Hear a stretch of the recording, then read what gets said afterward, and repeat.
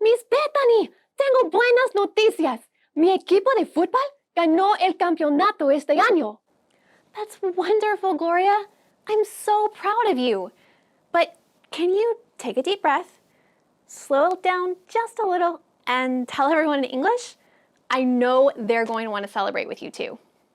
Oh, sí. My soccer team won the championship this year. That's amazing. I know you guys all worked really, really hard.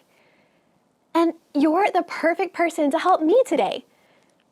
I'm supposed to be doing a project on soccer, but I don't really know much about soccer.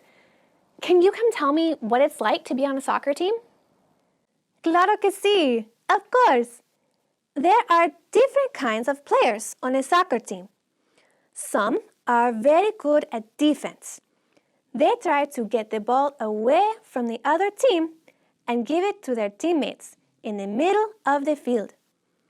The middle players are the helpers to both sides. Sometimes they help the defensores to get the ball, and sometimes they take the ball toward the front to help the delanteros. The last position is very important. We call her the portero, but in English you say she is the goalie. She is the only person on the soccer team that is allowed to touch the ball with her hands. That's a lot of different responsibilities. What would happen if one of the defenders decided that she was tired of being in the back and she ran up to take the position of a forward? Oh, that would be very bad. Do you see the big hole where she was? Now that her position is empty, the other team can score much more easily.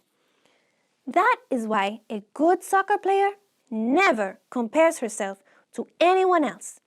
She only listens to her coach and trains to be the best she can in her own position. Wow, I bet it takes a lot of practice and a lot of patience to get really good at playing soccer. Oh, sí! There is always mucha práctica. You have to learn how to play in your special position.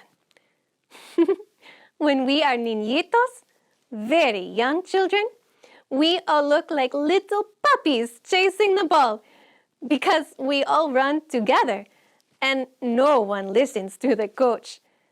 But as we get older, practice, and learn to listen well, we can be a good team because we each have our own unique part. So, what do you think is the most important characteristic for a player to have? Is it to run quickly, or kick hard, or block well? None of those. La característica más importante for a soccer player to have is humility. Humility? Why is humility so important to be a good player? Because with humility, a player will listen to the coach and her teammates. If a player thinks she already knows everything and refuses to see the perspective of others, she will never improve her abilities or help her team. You know, a soccer team reminds me of the church. We learned a few weeks ago that the Bible says that Jesus' church is like a body, but we're also kind of like a soccer team. God is our coach, and He has an amazing design for us to be able to play our best, support each other, and win the battle against our enemy, the devil. We each have a special position to play in God's perfectly designed game plan. And when we pray and talk to Him, He loves to coach us on how to play. Sometimes He coaches us through His Word, and sometimes through other players on the team, our parents, our teachers, and our friends who love Jesus. But all the players must be humble enough to listen to those people and to God. Without humility, like you were saying, Gloria, they can't grow in the amazing gifts and talents that God put in them. Exactamente. And if I compare myself to my teammates on God's team and try to be like them instead of like me, I will leave a hole because no one is left to do what is my special job. And often it takes a lot of patience and persistence to keep on reaching out and loving people when relationships get broken. Just like you were being persistent when you showed up to practice every single day. Por seguro. I am so thankful that God chose me to be on His team and gave me my special position.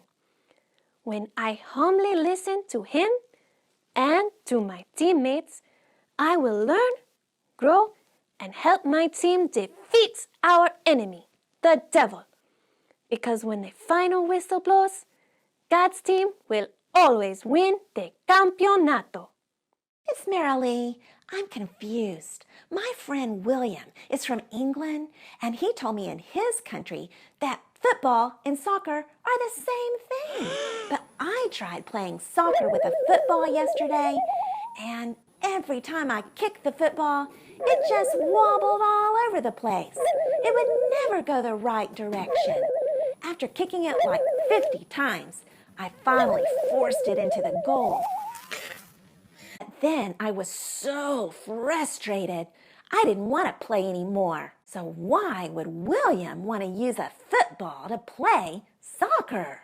He doesn't, Keisha. Huh? Now, William still uses a soccer ball to play the game of soccer. But in his country, they call this game football. That's weird. Think about what you just said, Keisha. Remember the puzzle pieces we put together a few weeks ago? Oh, yeah. Just because someone talks or thinks different than me doesn't automatically make them weird. They are just another unique puzzle piece in God's big, colorful puzzle of people.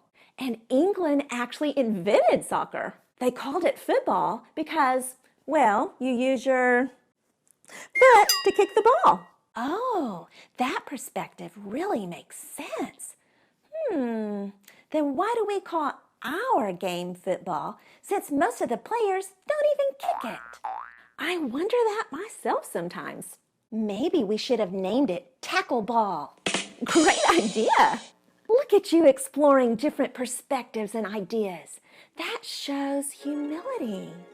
But there is something cool we can learn from all this confusion. Really? What? When you were using the football to try to play soccer, it didn't work out very well because the shape of the football wasn't designed to roll in a straight line on the ground like a soccer ball. Yeah, trying to play it was frustrating. A football was designed to mostly be thrown and carried, but a soccer ball was designed to roll easily in any direction I want to kick it. Exactly. Messing around with the design of the ball and how the game should be played is not going to work out. Hey, this reminds me of a special design created for reconciliation. You mean when a broken relationship gets put back together? Yes. Remember that lesson where we learned about God's perfect design for reconciliation was sending Jesus to be the bridge between God and you and others? I do. I love God's design. But what if we messed with His design? Let's imagine that all of those relationships between you and God and you and others were broken again by sin. But instead of using God's plan for sending Jesus, we tried to put those relationships back together our own way. Like maybe just paying attention to the colors and the shapes to put it all back together instead of the words? Let's try it and see what happens. I'll just put all the reds together, all the yellows together, these kind of turquoise colors, the orange. and the greens. And some of these colors don't really have any matches, so I'm just going to toss them to the side. And these shapes are different. I don't need them either. I don't think that's going to work out very good at all. Let's turn it around and see. Others, you,